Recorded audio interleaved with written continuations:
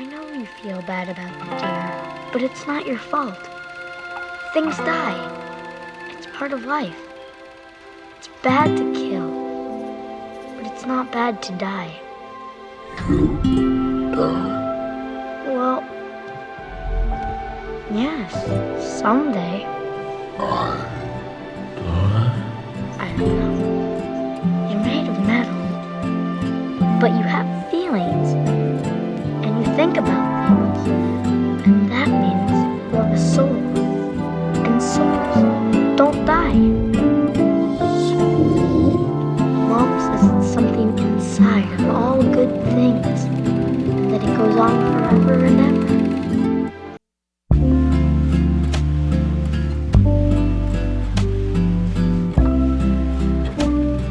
I thought I was going to come in with some more prepared thoughts, and then I had a flat tire.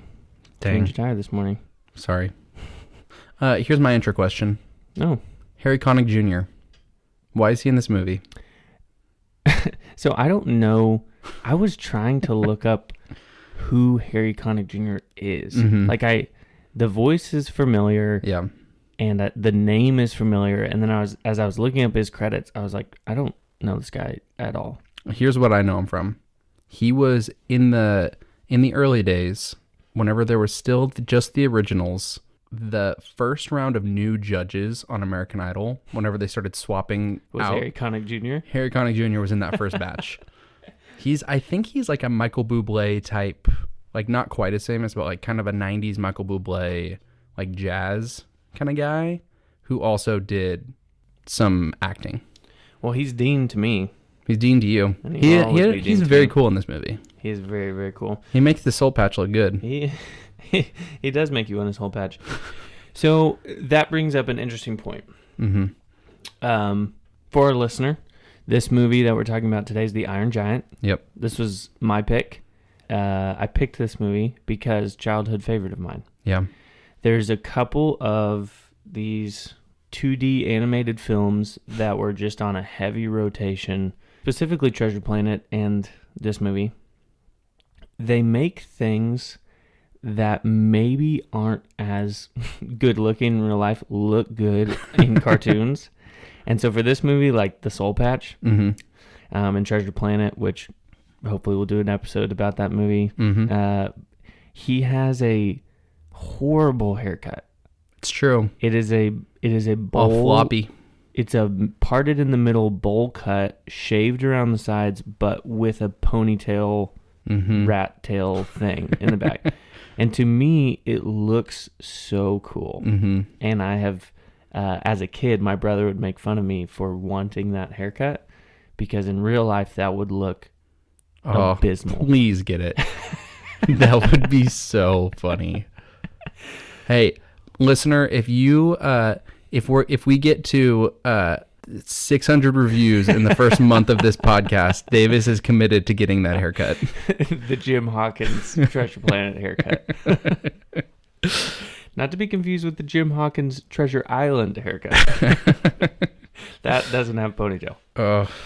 Yeah, the Treasure Planet and the Iron Giant, which I had never seen the Iron Giant before this week. First time watch for you. First time watch. Just never made its way into my life. Treasure Planet I did watch. It feels like they're the same generation of animation where they're kind of like the classic, Beauty and the Beast era of animation with its post Toy Story. So there's some like computer generated stuff in there. So like the rain looks really cool, or like there's these certain elements where it's like, whoa, that doesn't look normal in a really cool way. So Treasure Planet. So Iron Giant. Let's just pivot. You know what? Forget it. Why talk about the second best when you can talk about the first? Treasure Planet. Essentially, You said it again. I said it again. It's on my mind. I do love it.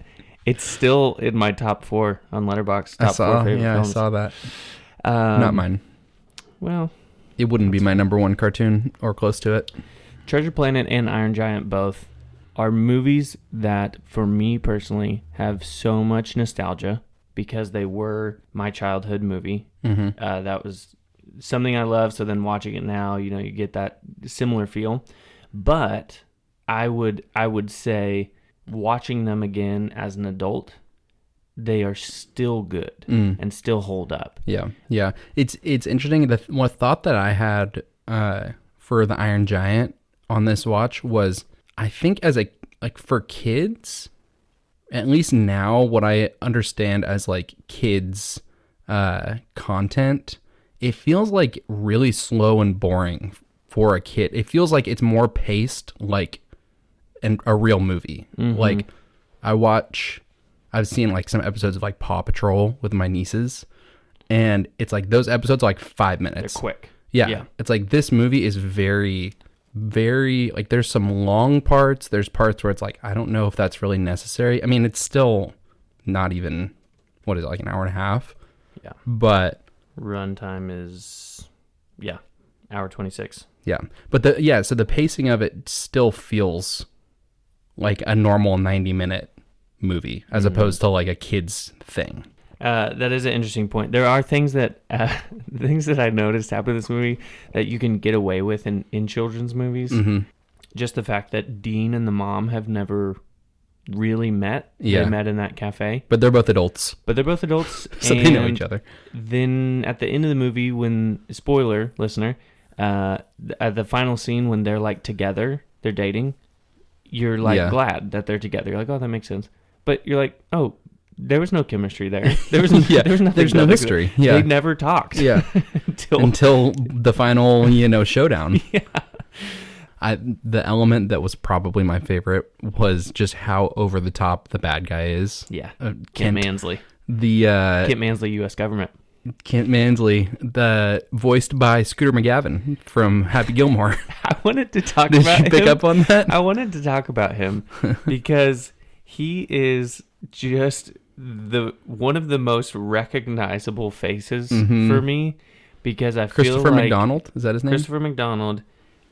He has been in so many things as kind of the bad guy, but not a real bad guy, just like a bad guy because Goofy he loves money or something. The first time I saw him was in Flubber. He's the bad guy in Flubber. It's been a minute for me in Flubber. He voices this. He's in Happy Gilmore. A couple of those just like very iconic roles to where you don't know his name. Like I didn't know his name until I looked him up, but you know his face. Yeah. His Kent was just so amazingly like, he's like, he killed the kid. The kid's dead. And it's like, he's literally trying to get the military for basically no reason. Like his motivation is he's doing his job, I think. But then he starts lying to the government and telling, like, he just has this grudge against the Iron Giant for destroying his car. We don't need a Kent Mansley prequel, but I would like a Kent Mansley prequel. Because I bet I bet you could do a prequel where it's like he's the kid who nobody sees value in until he starts doing his duty for the government, and then he's like that becomes his personality. When he grabs the phone from the general and says, "Fire the missile now!" You're like, it's like he just didn't think through that at all. It's like he is very set on making sure that this kid dies. Like, I mean, there's no way around it for him. And that's his biggest enemy is like a 10-year-old kid. Yeah. So you got Christopher McDonald as Kent Mansley. You got Jennifer Aniston as the mom, as Annie. We didn't need her, but we got her. We got her. This was her peak too of breaking into movies. Is that right? I don't know, 99. But yeah, it was Friends era. We already talked about Harry Connick Jr. as Dean. Very cool. Eli, I don't know how to say his last name, Marienthal as Hogarth. Did he do anything else? You know what he did that I instantly recognized his face from when I looked him up. I'm going to take a guess. You will take a guess, and you will not get it. Inglourious Basterds. Can we say that on this podcast? The It's title the of that name- film? It's the name of the movie. Man, a film that is just oh so close to that, which is the live action Country Bears. Oh, Christopher Walken's Very best. close. Oh, so close to Glorious Bastards. Is he like the main kid? No, he's the brother. He's the brother. He's kind of like a little bit of a bully to the little brother. Is that right? A little bit of a bully, but kind of sweet. He does care about him. And in the end, he has the famous line when some man at the concert says, "Who's that little bear?" And he says, "That's no little bear. That's my brother." Yes. But he still is a little bear. you Oh, know? wow. I can't wait to do an episode on Country Bears one day. Wow. I just got chills. But that's the only thing I've ever seen him in. And, when you have a childhood movie that you've seen many times, those things stick with you. Yeah, they do. Mm-hmm. And then, of course, to top it all off, the one and only Vin Diesel voicing the Iron Giant. This is the creative predecessor to Groot. Yeah. Someone saw this and thought, that's who needs to play the tree. Okay. Vin Diesel was kind of a name at this point, though, right? Like, he had already done at least, like, Triple X. I'm sure he has. I want to say this is probably, to my knowledge, his first, like, kids movie. And Well, then yeah, the probably. Pacifier, Pacifier came wasn't after that. long after, as we've already discussed this morning. Okay, so that's who you have in this, voicing these characters. Mm-hmm. My question is, if they were to make a live action remake, Mm-hmm. they don't need to. I'm a big believer that an animated film is not less than a live action movie and doesn't need to be made into a live action movie to be better. Yeah. And most of the time, the live action ones end up being worse. Yeah. So I hope they never make a live action version of this movie. Mm-hmm. If they did, let's fan cast a little bit. Okay. Who do you want to cast? What about the mom? The mom, my gut reaction, it would be, which, I mean, the mom doesn't have that much of an identity in this movie, but I think the mom that I would like to see in this movie is Catherine Hahn. Great. I went for a different approach when I was thinking about this, thinking about a younger person, the Nancy from Stranger Things, Natalia Dyer. Oh, wow. I don't see her as mom age. I know, she would be a little young. She'd be Maybe, a little young. maybe there's a little teen pregnancy like prelude to the movie. Who I really want to talk about is who would you cast as Dean and who would you cast as Kent Mansley? I have a very clear Dean, Okay. and it's Ryan Gosling. I think he could do, yeah. There's nobody cooler. Especially this era he's in right now with his like messy hair. Yeah, As he's filming Fall Guy. yeah. I like that it. would be great. Who would you go with, Dean? Young Charlie Sheen. That's funny. Maybe before As Dean? he went crazy. Yeah. Okay, I kind of like him, young Charlie Sheen as Kent. As Kent Mansley. Yeah. Well, my thought for Kent though is young, or even maybe still, if we can get a good performance out of him, Jim Carrey. That would be great. Yeah, honestly, with how over the top Kent Mansley is, you want kind of a zany character. Yeah. Also, maybe I'm just on the Stranger Things track now that I'm thinking about it. Mm-hmm. But Billy from Stranger Things could also be a cool Dean, Okay. just because he's the cool. He is very cool. Sexy man. He's a little too bad boy. Yeah, but you just put a toothpick in his mouth and then tell him, and then he's got to relate to a kid because he's an artist, and I think he could do it. That'd be good. People tell me I look like him.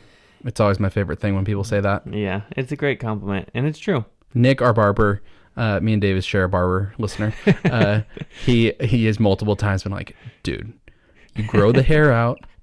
We can perm it. We can do the mullet. That would be a project. The biggest thing that sets you and Billy apart, which I'm looking up, his name is Dacker. Yeah, Daker, Montgomery. He's got these kind of crazy fits for a famous person, eyebrows. Mm. Like, You feel that mine are similar or different? no different. If you see that person in real life, you're like, whoa, look at his eyebrows. But when it's a famous actor, you don't think twice about him. Yeah. You're just like, oh, good looking guy.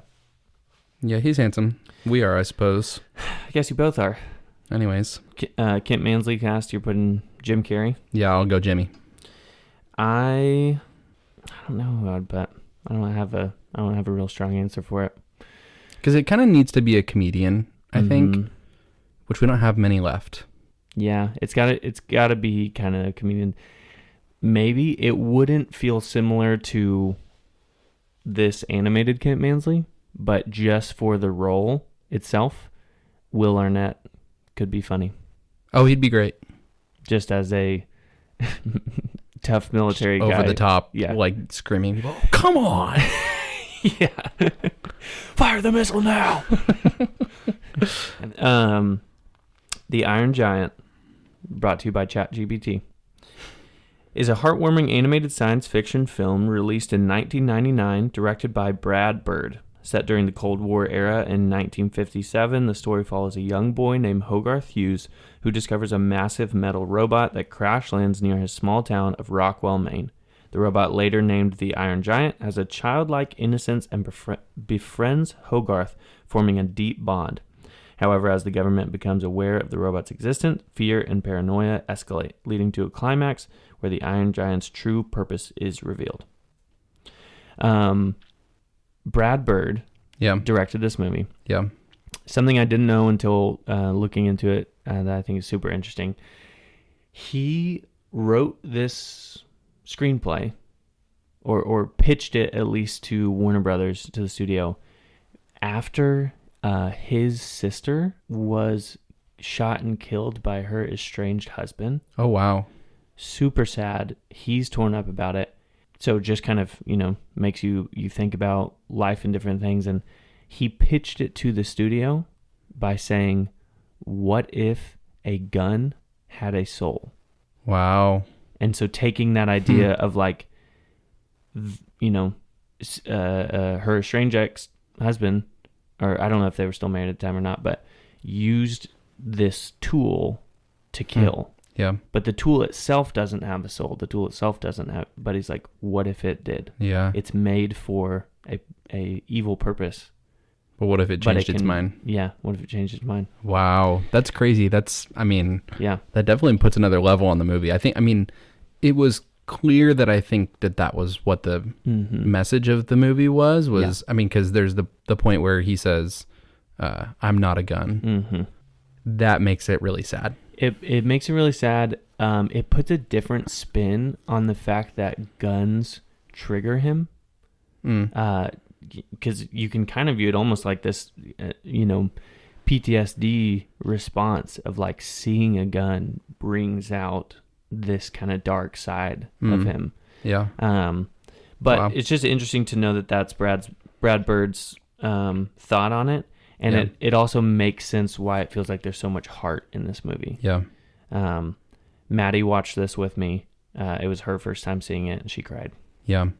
And she doesn't like animated movies, and she didn't really care to watch. But by the end of it, tears are streaming.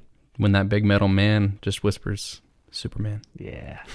Got her. When Vin Diesel uses his voice. Superman. So there's a couple of concepts here. Yeah.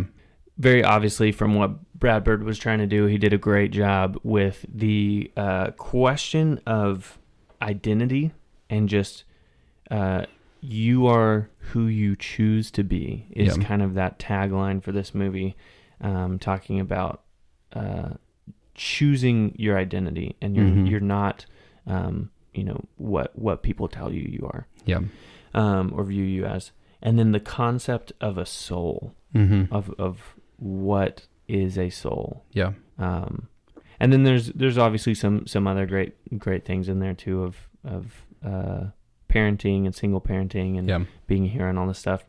Something that I feel like we can't ignore is if you're trying to find a Christ figure in this movie, it's just there's so many parallels that can be drawn between the giant.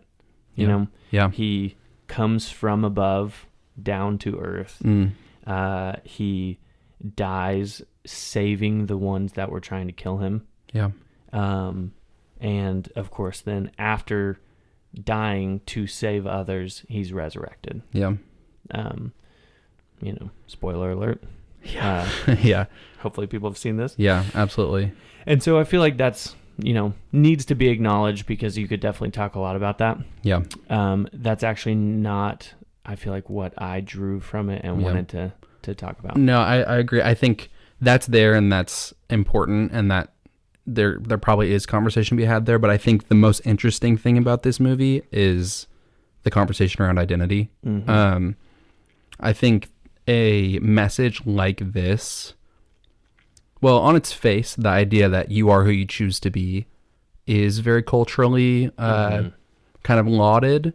But I think the way that it's presented, it actually lends itself a lot more to a biblical understanding of reality rather than what kind of is out there. Yeah. So I think the parallel to us of this movie is the giant was, we don't know what its origin is, but it's clear that it was created for destruction. His impulses and his instincts are, whenever Hogarth pulls out the gun, his instinct is to shoot at him and kill him. So that's kind of his programming. And so that would be reflected in us. Really the underlying first question we have to answer is, are human beings naturally good or not?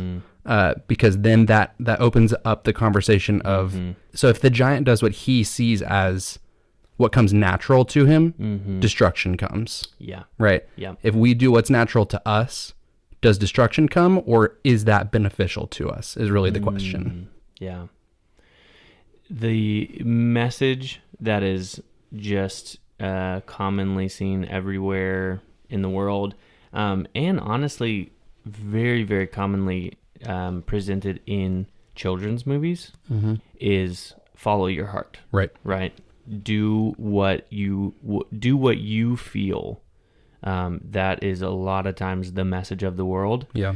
It can sound really good, Right. to follow your heart, do what feels right, go with your gut, like that best, chart your own path kind of thing. But what the Bible tells us is that the heart is deceitful above all else. Yeah. So they're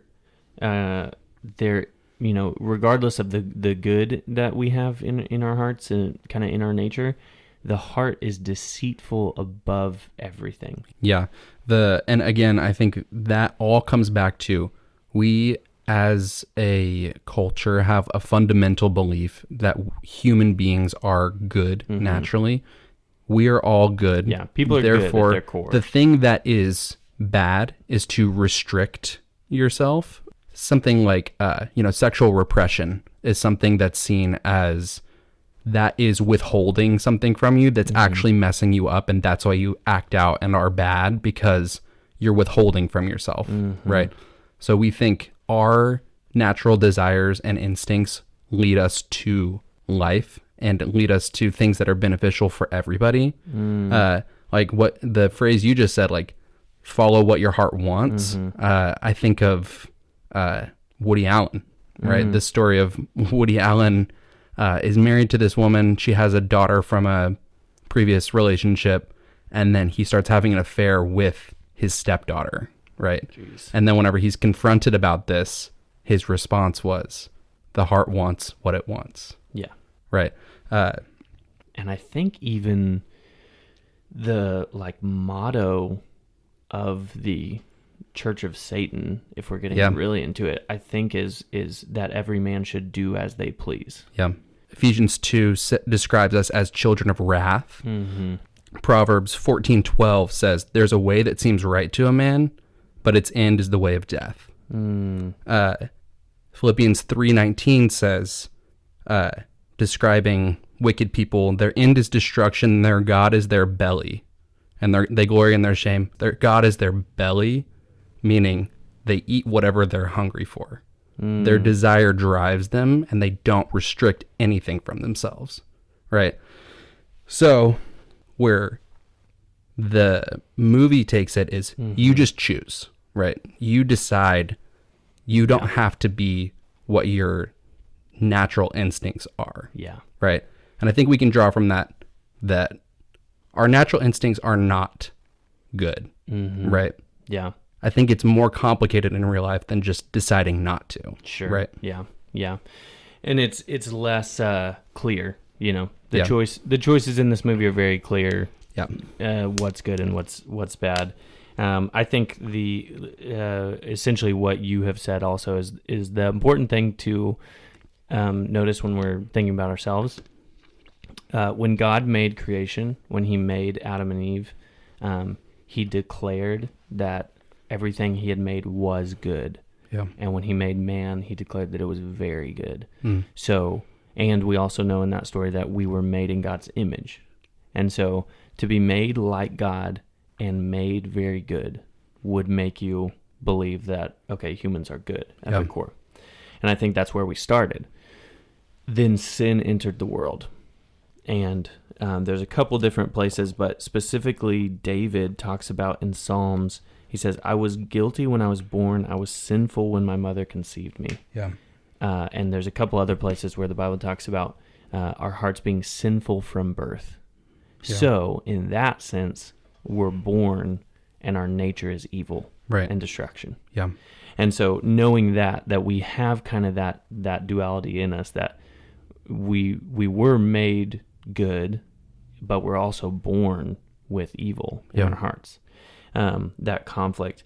And that idea is interesting for the Iron Giant, where he was made for evil and destruction.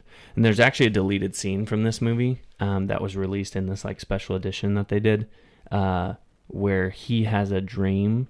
The Iron Giant has a dream, and it's kind of leads you to believe that maybe it's a memory from the past, and it shows him and a bunch of other robots like him destroying a planet, like walking around, marching and killing everything.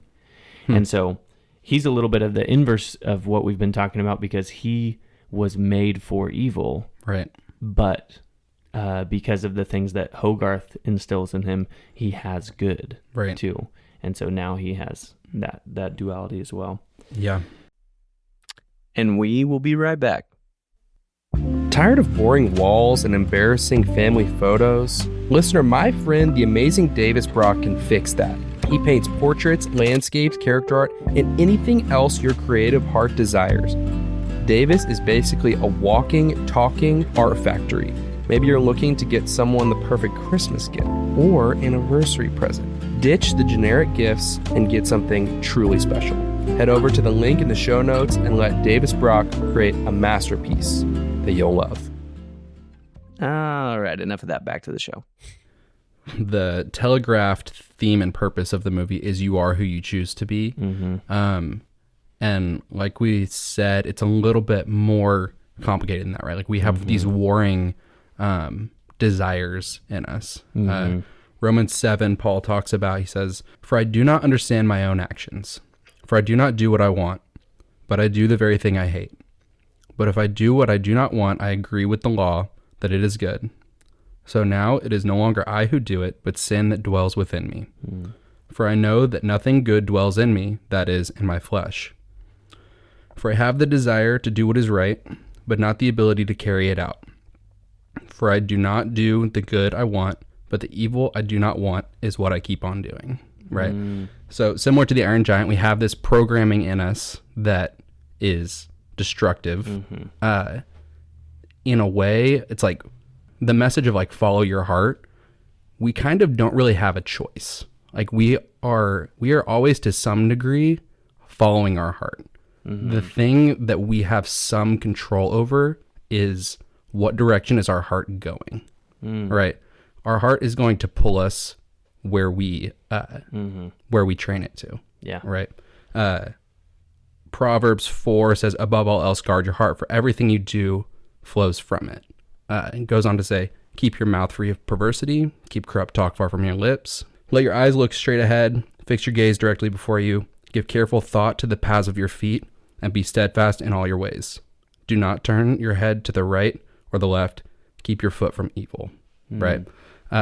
So there's this idea that like the things that we do inform our heart of what we want to keep doing, right? Kind of the idea of like I think of like a horse-drawn carriage or a dog sled or something, where it's like the animals pulling it are like our heart. They're running in a direction, and they're going to pull us behind it. Yeah.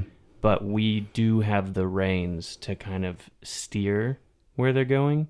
And so wherever those dogs are facing, that's where you're going to go because you're being pulled behind. Like wherever our heart is aimed towards, it's going to take us with it. Yeah. But like you're saying, what the scripture is talking about is steer your heart, like inform your heart of what is good to go after. Yeah.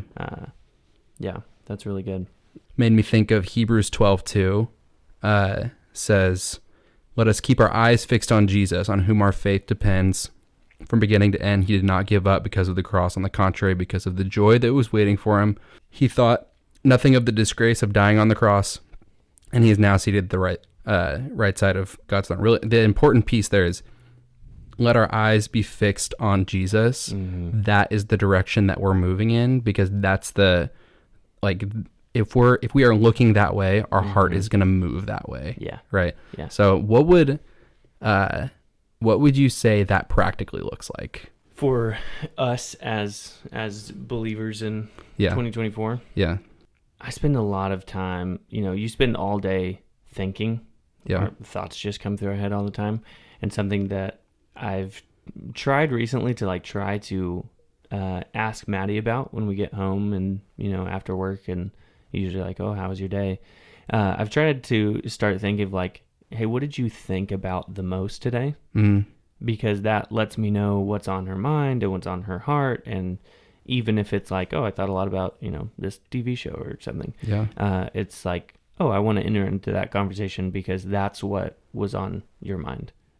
Because obviously that's something that you care about or whatever. And so sometimes when I think about that myself, I'm like, oh, I spent most of this day thinking about myself. Yeah. In some way or form, something, thinking about what I want to do or how I was feeling or whatever. And I notice that on the days when I have spent some intentional time where I'm just talking to the Lord, praying, an intentional time thinking on Scripture, on thinking about His instruction or thinking about, just what He would have for me, changing the thought process from what do I want to what does He have for me. Yeah.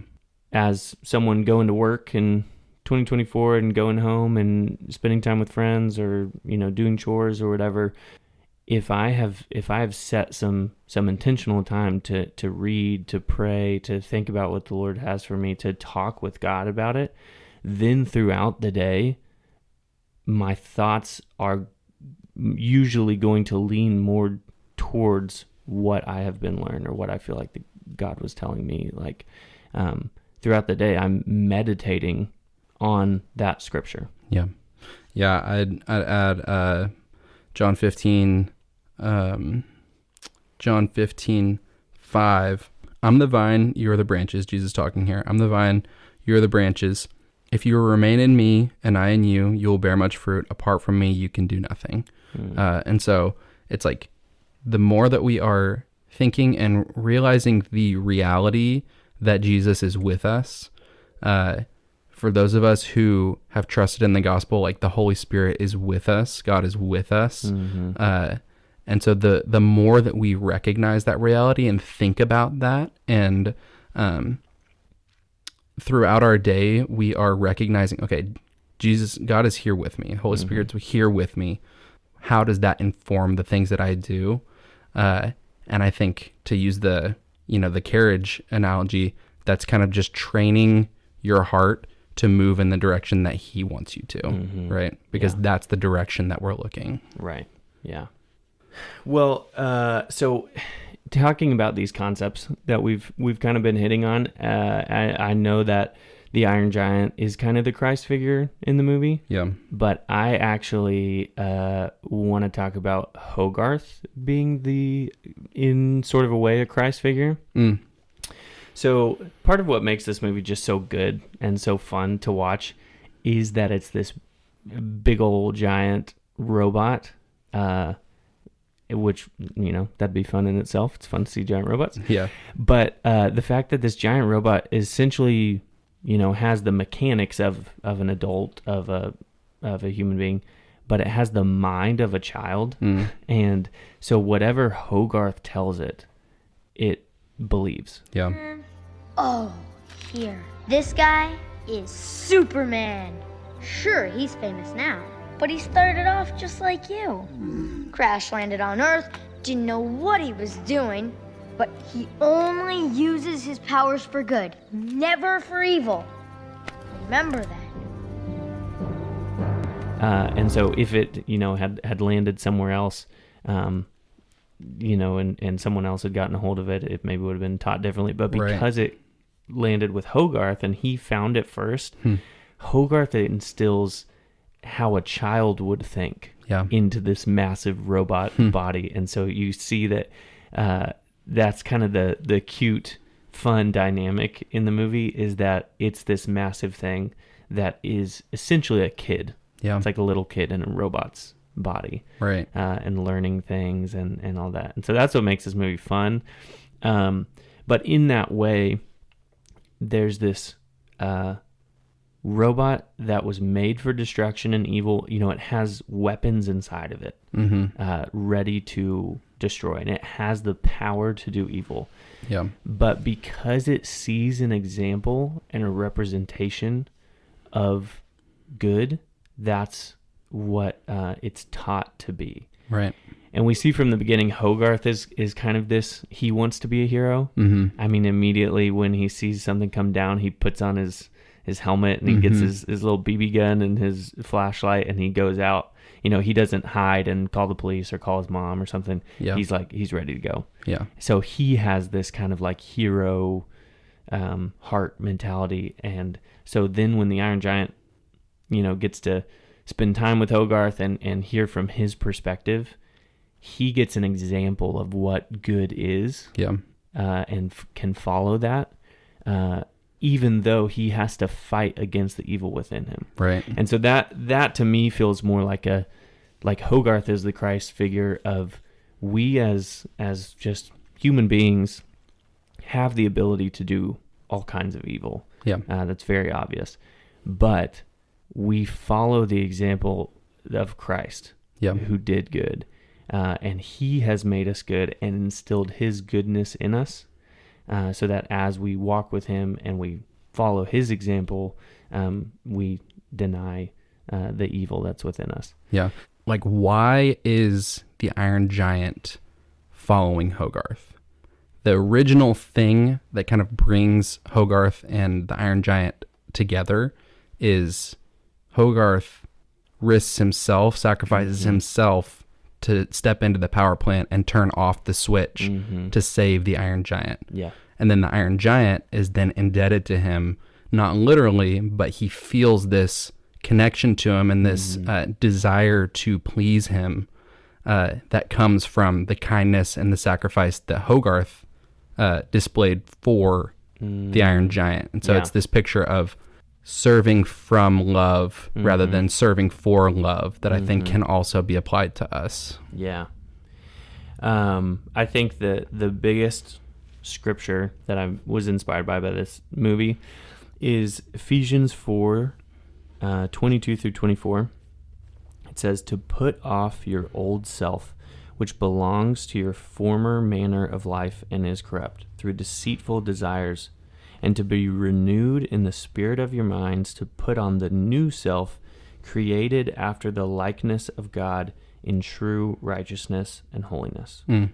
That idea right there that we've been talking about, where he has destructive things within him, but he puts that aside to follow the example of Hogarth, right? Which is good. And Hogarth, in the movie, it's very promptly displayed that evil is kind of represented by Atomo, that comic book. Where Which I had never heard of that. Is that like you're a comic book guy. Is that a thing outside of this movie? I've never read any Atomo comics personally. So it sounds very familiar, but I think they made it up for this movie. Okay. But Atomo is the equals Atomo equals bad, and Superman equals good. Yeah. Oh, that's Atomo, the Metal Menace. He's not the hero, he's the villain. He's not like you. You're a good guy. Like Superman. And so you see Hogarth tell the Iron Giant who he is. He gives him identity. Yeah. Because when he shows him, it's, seems more obvious. Atomo on the cover is this giant metal robot.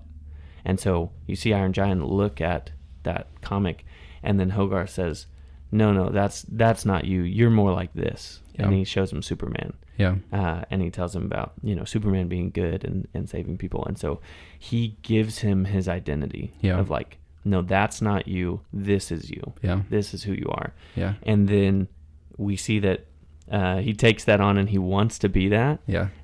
Especially when they're playing around and Hogarth is pretending to, have that gun and whatever, and he calls him Atomo. Yeah, and he's like, no, yeah, not and, Atomo. And he picks up the S and puts on his chest, and he goes, I'm Superman. And so you can see that he's adopted the identity that Hogarth gave him. Yep. Hogarth tells the giant, you have feelings and you think about things, and that means you have a soul, and souls don't die. Hogarth has been reading some Descartes. He's a smart kid. That's why he moved up a grade, as he rants about when he gets espresso. He's writing his extra credit paper on his Descartesian views of. When I was a kid and I saw that espresso scene, and Dean's like, "This is espresso, kid. This is like." I forget what he says. Coffee on steroids or whatever he says. This is like coffee extreme or something. He's like, I'm hip. That was clearly written by an adult. Yeah. No kid has ever described himself as being hip.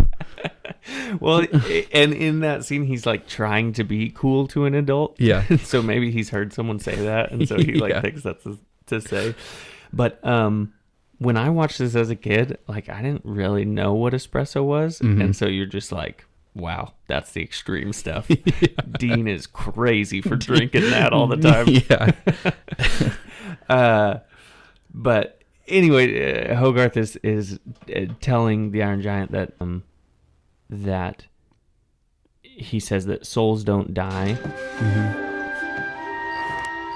I know you feel bad about the deer, but it's not your fault. Things die. It's part of life. It's bad to kill, but it's not bad to die. Well, yes, someday. I don't know. You're made of metal, but you have feelings, and you think about things, and that means you have a soul. And souls don't die.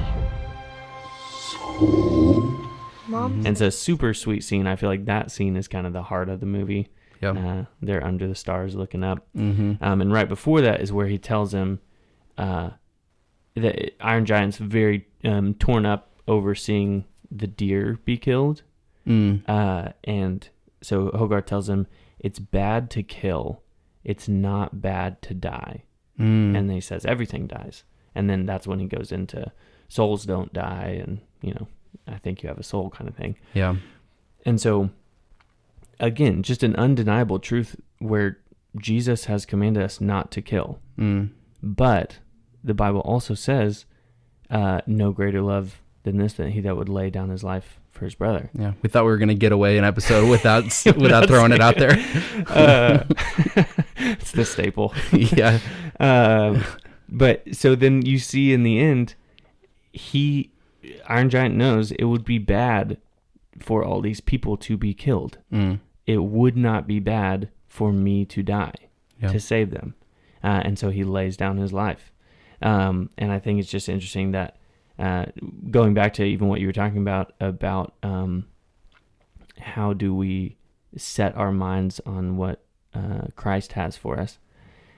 When he's flying up to die, the precipice of the movie, we hear a little, internal thought from Iron Giant, which is Hogarth's words that says, "You are who you choose to be." Yeah. And he says, "Superman." Yeah. And he's choosing good. He's choosing good, but he's thinking of, in his mind, he's meditating on the instruction that he received from Hogarth. Yeah. And that informs his decisions to then save everyone and be the hero. Yeah. And so that's where I feel like Hogarth is kind of the Christ figure. Yeah. Iron Giant's more like us, very impressionable, learns from what he's been told. Yeah. Has desires and impulses that are maybe counter to what his teacher has told him is what's best for him. And he's at times trying and failing to kind of adhere to those things. But ultimately, like you said, as he thinks about what Hogarth had said to him, like in the barn, whenever he pulls out the comic books and says, this is Atomo, this is Superman. You want to be like Superman. You want to use your powers always for good, never for evil. Yeah. And you can see, throughout the movie, it's like that informs who the Iron Giant is. Yeah. The writing, just from a pure writing standpoint, I really liked this movie and enjoy it because there's things like that come up. It's also just funny to see through the eyes of a kid. Dean told Hogarth, "You are who you choose to be." Hogarth heard it from Dean. Who cares what these creeps think, They don't decide who you are, you do. You are who you choose to be. Yeah. Dean says it to Hogarth. Hogarth takes it, internalizes it, and then tells it to the Iron Giant. Wow. And so all of that, just kind of like the boyhood of it, is something I love about this movie. Yeah. One part watching it back this time that I was like, I don't know if that fits there really, is right before the Iron Giant flies off to save the day, and he tells Hogarth to stay. Hogarth just looks at him and whispers, "I love you." I know, it felt weird. And it feels off. Yeah. Like, yes, that's the message that he wanted to convey there, is that, they're friends and he's grown a love for him. But just the fact that he just says, "I love you," feels like maybe there was a more appropriate way to say that. Yeah, it felt weird. That was my gut reaction, was, this is weird. My second reaction was, it is interesting that he says, "I love you." The Iron Giant doesn't respond saying, "I love you." The Iron Giant responds with an act of love, right? Of sacrifice. He goes off and no greater love than this, to lay down your life. We're just going to keep on saying it. Yeah. And yeah, that's his response to him saying, "I love you." Yeah. Is he goes and he loves him. So good. I love that movie. I love the animation in that movie. It's fun to watch. I love the whole 1950s vibe. Yeah, I was thinking, I don't know why this is set in the 50s. Well, it's because it was at the peak of like the space race. The Russians had launched Sputnik. It was very much a period piece in that term of like it. Even in the way that the Iron Giant is designed, they make it look kind of like movies at that time were showing, space invaders from the stars, all these like aliens coming down, monsters coming down, robots coming down and destroying things.